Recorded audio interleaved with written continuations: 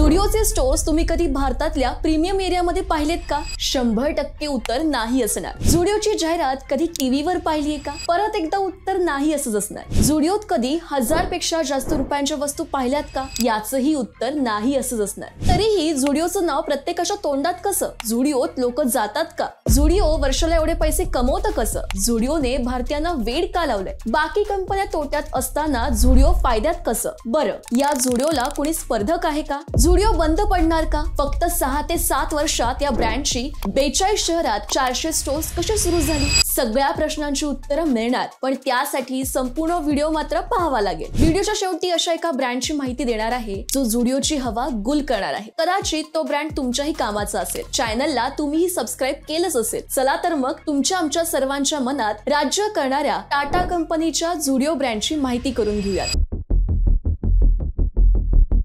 आज जे झुडिओ स्टोर तुम्हाला दिसतंय ते कंपनी फ्लॉप झाल्यावरच उभं राहिलंय हे सांगूनही विश्वास बसणार नाही. पण यासाठी थेट जावं लागतं ते 1952 साला. 1952 साली दिग्गज टाटांपैकी जे.आर.डी. टाटा यांनी लॅक्मे कॉस्मेटिक कंपनीची स्थापना केली. तेव्हा भारतीय स्त्रिया परदेशातून मेकअपच्या प्रचंड वस्तू खरेदी करत असे. यामुळे वस्तू आयात करण्यावर सरकारचे पैसे जात होते. शेवटी पंतप्रधान नेहरूंनी जे.आर.डी.ना गळ घातली व असं काहीतरी सुरू करायला सांगितलं. त्यामुळे लक्ष्मी नावावरून लॅक्मे ब्रँडची सुरुवात झाली. परंतु 1998 साल उजाडले आणि टाटांनी लॅक्मेतील 50% शेअर्स हिंदुस्तान युनिलिव्हर कंपनीला विकले. कारण टाटांना तेव्हा कॉस्मेटिक पेक्षा रिटेल मार्केटमध्ये जास्त संधी दिसत होत्या. या डील मधून आलेल्या 200 कोटींमधून टाटांनी जी कंपनी सुरू केली तिचं नाव ट्रेंट लिमिटेड. पुढे या कंपनीने लँडमार्क बुक स्टोर नावाच्या कंपनीचे 76% शेअर्स घेतले. 2008 पर्यंत संपूर्ण कंपनी ट्रेंटनी ताब्यात घेतली. पण 2014 साली ही कंपनी टाटांना बंद करावी लागली. कारण ना त्यातून पैसा येत होता ना प्रॉफिट होत होता. अखेर 2014 साली स्पेनच्या इंडिटेक्स कंपनीबरोबर टायअप करून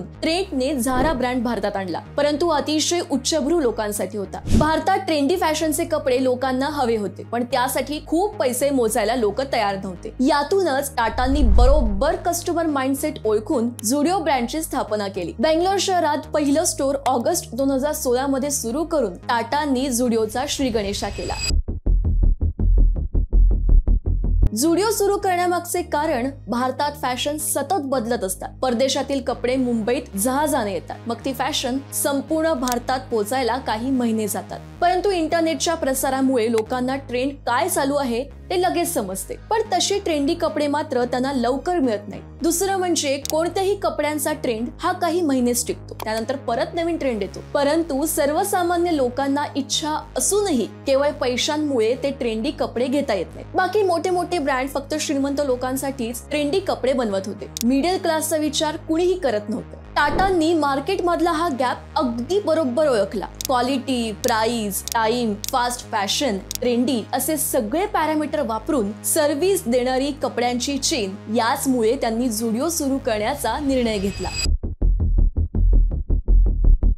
तुम्ही झुडिओ मध्ये जे कपडे पाहतात त्यानंतर तुमच्या मनात नक्की काय भावना येतात? अनेकांना वाटतं की हे कपडे बांगलादेश किंवा भूतानमधून आयात केले, परंतु तसं अजिबात नाही. झुडिओचं मॉडेल इथे पूर्ण वेगळं आहे. कपड्याच्या बिझनेस मध्ये डिझाईन, मॅन्युफॅक्चरिंग, डिस्ट्रीब्युशन आणि सेलिंग या फार किचकट आणि कठीण गोष्टी आहेत. परंतु टाटांनी याच गोष्टी सोप्या केल्या. टाटा इंस्टाग्राम किंवा फेसबुकवर कोणते कपडे ट्रेंड होतात ते पाहतात. त्यातून ते आपल्या इनहाऊस डिझायनर टीमला तशा प्रकारचे डिझाईन बनवायला सांगतात. यासाठी टाटांनी कोणतीही मोठी डिझायनर टीम हायर केली नाही किंवा डिझायनिंग आउटसोर्सही केलं नाही. कारण डिझायनिंगला प्रचंड खर्च येतो. टाटांना जो ट्रेंड दिसतो तो सरळ कॉपी करतात. त्यानंतर येतो मॅन्युफॅक्चरिंगचा पार्ट. झुडिओचे कपडे हे इनहाऊस मॅन्युफॅक्चर होत नाही. छोटे छोटे प्रायव्हेट मॅन्युफॅक्चरर हे कपडे डिझाईन करतात. एकदा का डिझाईन त्यांच्याकडे गेलं की ते गरजेप्रमाणे सुरुवातीला काही पीस देतात. असे पीस स्टोर्स मध्ये ठेवले जातात. ते जर चांगले चालत असतील तर लगेच याची क्वांटिटी स्टोर्स मध्ये वाढवली जाते. परंतु सगळे प्रोडक्ट मात्र स्टोर्स मध्ये झुडिओच्याच नावाने जातात. यानंतर स्टोर्स पर्यंत माल पोहोचवण्यासाठी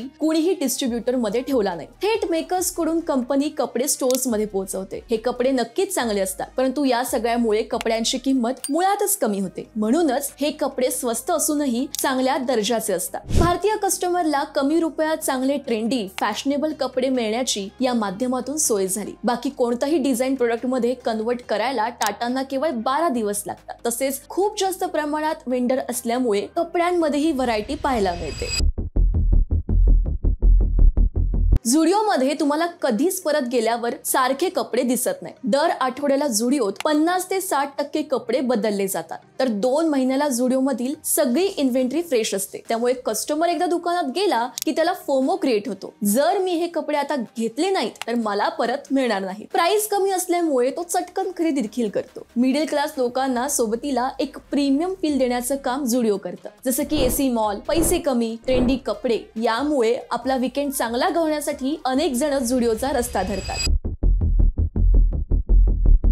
टाटांनी आपला ऑडियन्स अगदी बरोबर ओळखलाय. तुम्ही पुण्यात फिरत असाल तर तुम्हाला वेस्ट साइड झाराचे स्टोर प्राइम लोकेशनला दिसतील. मुंबईत सेंट्रल मुंबई, साऊथ मुंबई भागात ही दुकानं दिसतील. पण झुडिओ तुम्हाला अशा प्राइस लोकेशनला कधी दिसलंय का? पुण्यात FC रोड, MG रोड किंवा मुंबईतील श्रीमंत लोक राहत असलेल्या भागात झुडिओ आहे का? झुडिओचा जो टार्गेट ऑडियन्स आहे तो आहे मिडल क्लास लोक. त्यामुळे ते ज्या भागात राहतात तिथे अगदी साध्या एरियातही तुम्हाला झुडिओ दिसेल. परंतु हेच जर का Tier 2, Tier 3 किंवा Tier 4 सिटी असेल तर तिथे मात्र झुडिओ प्राइम लोकेशनलाच दिसतं. यामुळे काय होतं तर टाटांचे रेंटचे प्रचंड पैसे वाचतात. झुडिओ मध्ये तुम्ही जर पाहिलं तर सगळ्या वस्तू 999 रुपयांच्या खाली आहेत. फारच क्वचित एखादी वस्तू 999 रुपयांच्या वर तुम्हाला दिसेल. विशेष म्हणजे ज्या वस्तू झुडिओत आहेत त्यांच्यावरही मार्जिनही फारच कमी आहे. तरीही झुडिओला कसं परवडतं यासाठी मार्केट मधील काही मॉडेल समजून घ्यावे लागतील. मार्केटमध्ये कोको, फोको, कोफो, फिको, फोफो असे 5 प्रकारचे बिझनेस मॉडेल असतात. कोको म्हणजे company own company operated model. FOCO म्हणजे franchisee own company manage store. COFO म्हणजे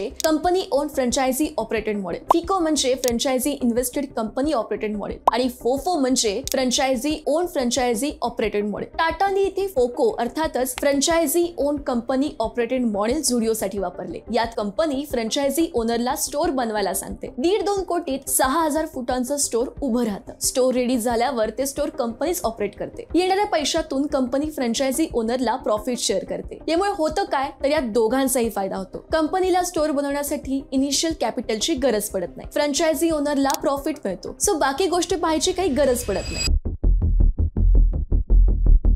भारतातील अनेक ई-कॉमर्स साइट आजही तोट्यात चालतात. मिंत्रा सारख्या कंपनीचे 25% क्लॉथ्स लोक परत पाठवतात. ऑनलाईन बिझनेस करणं झुडिओच्या केसमध्ये महाकठीण आहे, कारण झुडिओचा मार्जिन हा खूप कमी आहे. ऑनलाईन सर्व्हिस द्यायची असेल तर ऑनलाईन डिलिव्हरी द्यावी लागते. समजा एखादा प्रोडक्ट खराब निघाला किंवा कस्टमरला आवडला नाही तर कस्टमर तो परत पाठवतो. त्यामुळे डिलिव्हरीचा खर्च वाढतो. दुसरीकडे प्रोडक्ट परत आल्यावर त्याला वॉशिंग, प्रेस आणि रिपॅकेजिंगचा खर्च वाढतो. शिवाय ऑनलाईन वेबसाईट मेंटेन करण्याचा विषय तर वेगळाच. त्या टाटांचा प्रोडक्ट हा ज्या लोकांसाठी बनवलाय ते आजही पटकन जाऊन दुकानातून खरेदी करणारे आहे. त्यामुळे टाटांनी झुडिओला ऑनलाईन खरेदीची कटकटच ठेवली नाही.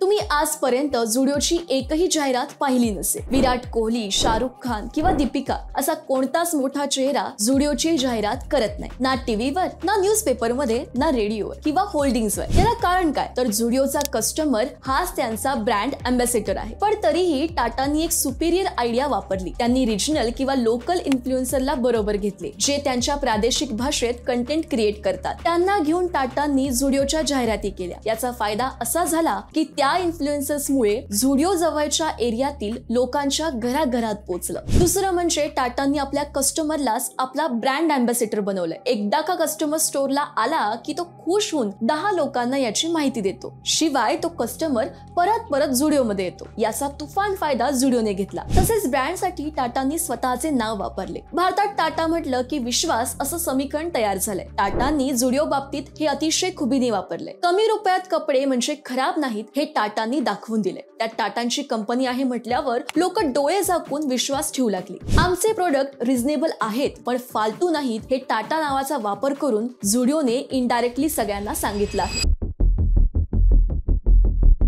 झुडिओची मेन कंपनी आहे ट्रेंट लिमिटेड. या कंपनीचे वेस्ट साइड, झारा आणि झुडिओ असे ब्रँड्स आहेत. प्रत्येकाचा कस्टमर वेगळा आहे. प्रत्येकाची स्टोर्स वेगवेगळ्या ठिकाणी आहेत. दुसरीकडे झुडिओ सारखं मॉडेल भारतात आजपर्यंत कुणालाच राबवता आलं नाही. परंतु आता रिलायन्स यात घुसला आहे. Reliance retail under Mukesh Ambani यांनी युस्टा नावाचा ब्रँड लॉन्च केलाय. ऑगस्ट 2023 मध्ये हैदराबाद मध्ये सारथ सिटी मॉल मध्ये या ब्रँडचे पहिले स्टोर उघडण्यात आले आहे. तरुणांसाठी अफोर्डेबल ट्रेंडी कपडे घेण्याचा युस्टाचा वादा आहे. युस्टाचे सर्व प्रोडक्ट 999 रुपयांपेक्षा कमी असतील व मेजॉरिटी प्रोडक्ट हे 499 रुपयांना असतील. जे मॉडेल झुडिओचं आहे तेच मॉडेल रिलायन्स कॉपी करताना दिसतंय. शिवाय टार्गेट ऑडियन्स देखील सेम आहे. शिवाय युस्टाचे प्रोडक्ट हे रिलायन्सच्या सर्व ई कॉमर्स प्लॅटफॉर्मवर विकायला असणार आहे. कतार इन्व्हेस्टमेंट ऑथॉरिटीने या प्रोजेक्टसाठी रिलायन्समध्ये चांगली गुंतवणूक केली. त्यामुळे युस्टा विरुद्ध झुडिओ यांच्यात येत्या काळात चांगली स्पर्धा दिसणार आहे आणि यातून कस्टमरचा चांगला फायदा होईल. ऑगस्ट 2016ला बेंगलोरमध्ये सुरू झालेल्या झुडिओने आज केवळ 7 वर्षात 400 स्टोर्सचा टप्पा पार केलाय. झुडिओ आज भारतातील 42 शहरांमध्ये आहे. महिन्याला सरासरी 10 स्टोर झुडिओकडून ओपन केले जातात. 2018 साली कंपनीचा सेल 144 कोटी होता. तो 2019ला 204 कोटी, 2020ला 500 कोटी, 2021ला 480 कोटी, 2022ला 1050 कोटी आणि 2023ला 3252 कोटींपर्यंत पोहोचलाय. कंपनीचे व्हॅल्युएशन 4000 कोटींचं झालंय. दुसरीकडे 2017 साली कंपनीचे 7 स्टोर्स होते, ते आता 400च्या घरात पोहोचलेत. 2018 साली 7, 2019 साली 40, 2020 साली 80, 2021 साली 133, 2022 साली 233 आणि ऑगस्ट 2023 पर्यंत हा आकडा 400च्या आसपास आलाय. डिसेंबर 2023 पर्यंत हा आकडा 500 पर्यंत जाण्याची शक्यता आहे. इतर कंपन्या या इंडस्ट्रीमध्ये पर स्क्वेअर फूट जागेतून 8 ते 10 हजार रुपये कमवते, तर दुसरीकडे मार्जिन कमी ठेवूनही झुडिओ सेम जागेतून 12 ते 15 हजार रुपये कमवते. कमी जागेत जास्त माल ठेवून झुडिओने हे शक्य करून दाखवलंय. झुडिओ बद्दल आपण अनेक गोष्टी चांगल्या बोललो, परंतु कस्टमरच्या अनेक तक्रारी देखील असतात. झुडिओ मध्ये कस्टमर एक्सपिरियन्स खूप खराब असतो. सेल्समन कस्टमरशी चांगले वागत नाहीत, कपड्यांची ड्युरेबिलिटी कमी आहे, अशा कस्टमरच्या तक्रारी असतात. येत्या काळात झुडिओला याकडे लक्ष द्यावे लागणार आहे. टाटा समूहाच्या एकूण 29 कंपन्या लिस्टेड आहेत. त्यातील एक टॉपची कंपनी म्हणून ट्रेंट लिमिटेडकडे पाहिले जाते. ट्रेंटचे मार्केट कॅप हे 73,280 करोड आहे. सध्या हा स्टॉक 2000 रुपयांच्या आसपास ट्रेंड करत आहे. कंपनीचे रिझल्ट्स देखील चांगले आलेले आहेत. या स्टॉक्स मध्ये तुम्हाला जर पैसे गुंतवायचे असतील तर तुमच्या गुंतवणूक सल्लागाराचा सल्ला नक्की घ्या. तसेच अनालिसिस करूनच स्टॉक खरेदी करा. बाकी व्हिडिओ कसा वाटला हे आम्हाला कमेंट मध्ये नक्की कळवा. आणखी असा कोणता ब्रँड आहे जो तुम्हाला खूप आवडतो आणि आम्ही त्याची अशी माहिती द्यावी असे तुम्हाला वाटेल तेही आम्हाला कमेंट मध्ये नक्की सांगा. आम्ही त्यावर नक्की व्हिडिओ बनवू. जाता जाता व्हिडिओला लाईक करा आणि चॅनलला सबस्क्राईब करायला अजिबात विसरू नका. सध्यासाठी आपण थांबूयात. पाहत रहा पैसा पाणी.